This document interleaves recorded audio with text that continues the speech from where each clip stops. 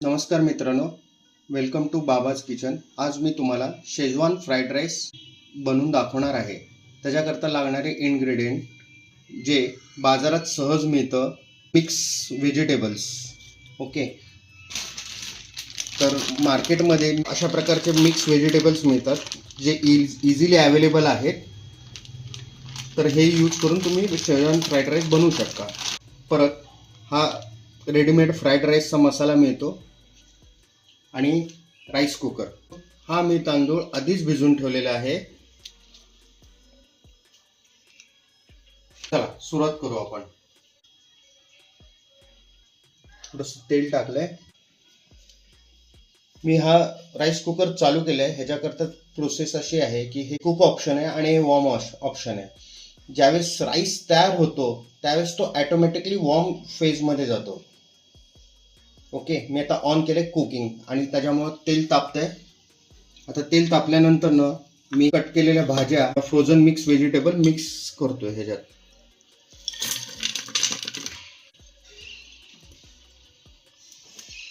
थोडंसं तेल गरम होऊ द्या. ओके, मी फ्राईड राईसचा मसाला थोडासा टाकतो, थोडंसं मीठ आणि मिक्स करतो.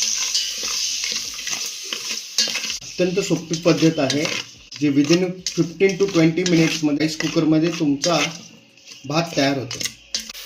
आता हा तांदूळ मी मिक्स करतो.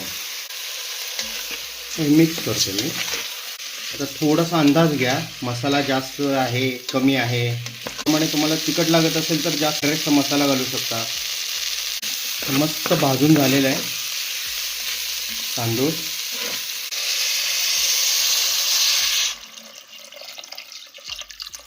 एक वाटी तांदूळाला कमीत कमी 3 ग्लास पाणी लागणार आहे.